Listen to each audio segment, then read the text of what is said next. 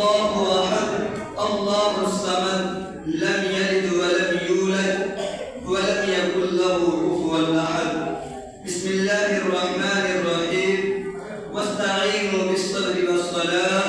وإنها لكبيرة إلا على الخاشعين.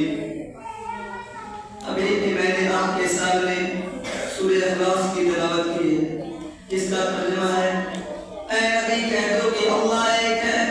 اللہ بے نیاز ہے، وہ نہ کسی کا باپ ہے اور نہ اس کا کوئی ہمسر۔ کیا یہ حقیقت نہیں ہے کہ جب ہم تاروں بھرے آسمان، چوڑی چکلی زمین، اتھا سمندر، اونچے پہاڑ اور بہتے دریا دیکھتے ہیں تو بے ساختہ یہ خیال آتا ہے کہ اس کا کوئی خالق ہے، اس کا کوئی مالک ہے، کوئی ہے جس نے ان چیزوں کی تخلیق کی ہے۔ پھر ہم لوگ چار قدم اور آگے بڑھتے ہیں، دن ہوتا ہے، رات ہوتی ہے، صبح ہوتی ہے، کائنات کا نظام بدلنے کے اصولوں کے مطابق چل رہا ہے، کہیں سے کوئی خرابی نہیں، شمس و قمر اپنے وقت پر نکلتے ہیں اور وقت ہی پر ڈوب جاتے ہیں، تو بے ساختہ یہ کہنا پڑتا ہے کہ اس عظیم الکائنات کا کوئی خالق ہے، کوئی مالک ہے، کوئی ہے جس نے ان چیزوں کی تخلیق کی ہے۔ میرے پیارے بھائیوں،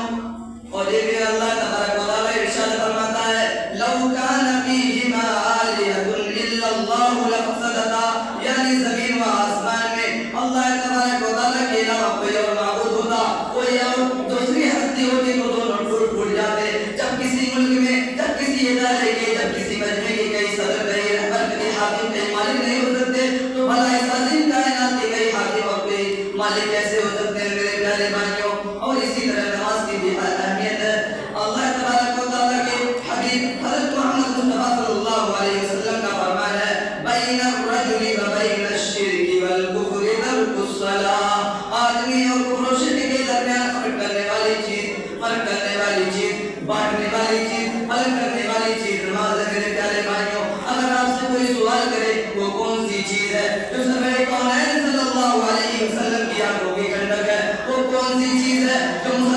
مومن کی معراج ہے، وہ کون سی چیز ہے جو مصیبت اور پریشانی کے وقت ایک مومن کے دل کو سکون پہنچاتی ہے، وہ کون سی چیز ہے جو اسلام کی بنیادی 5 ارکان میں توحید کے بعد دوسرا اہم رکن ہے، تو یقیناً آپ یہی جواب دیں گے کہ وہ چیز نماز ہے۔ جی ہاں، یہ نماز ہے جس کا ذکر قرآن مجید میں 70 سے زائد مقامات پر آیا ہے۔ یہی نماز ہے، یہی نماز ہے جس کے بارے میں قرآن کہتا ہے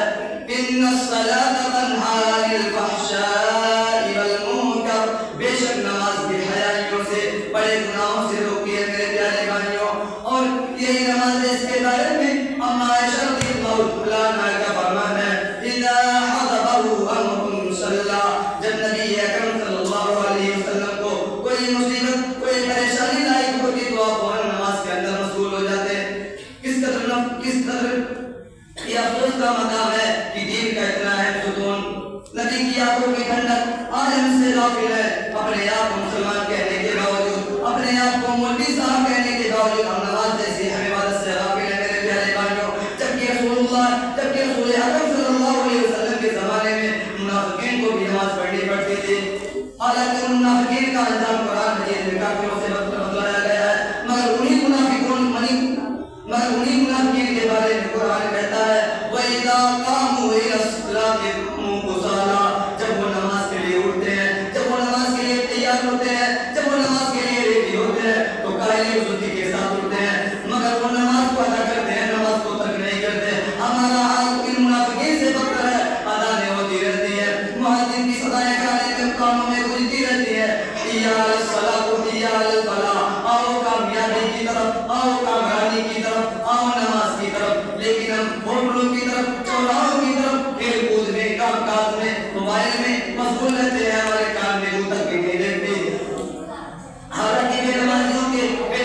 نمازیوں کے حوالے سے اللہ تبارک و تعالیٰ کا ارشاد ہے جب جہنمیوں سے پہلا سوال کیا جائے گا، ان سے پوچھا جائے گا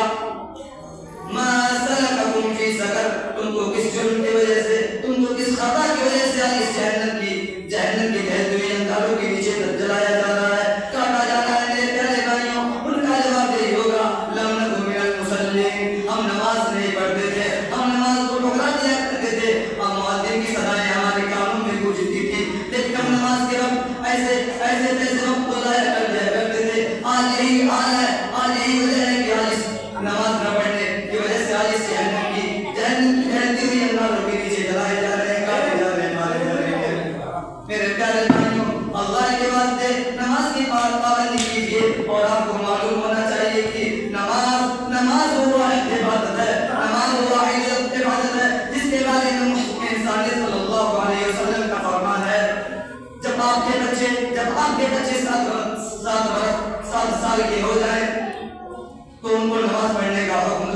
اور وہ جب 10 سال کے ہو جائیں اور نماز نہ پڑھیں تو ان کو مارنے کا حکم دیا گیا ہے۔ میرے بڑے بھائیوں، 10 سال کے بچے کو نماز نہ پڑھنے پر مارنے کا حکم دیا جا رہا ہے، حالانکہ وہ بھی نابالغ ہے، کسی چیز شریعت میں مقلد نہیں قرار دیا گیا ہے۔ میرے پیارے بھائیوں، اس لیے آج اسے تہیہ کیجیے، آج اسے ٹھان لیجیے کہ ہم نماز کے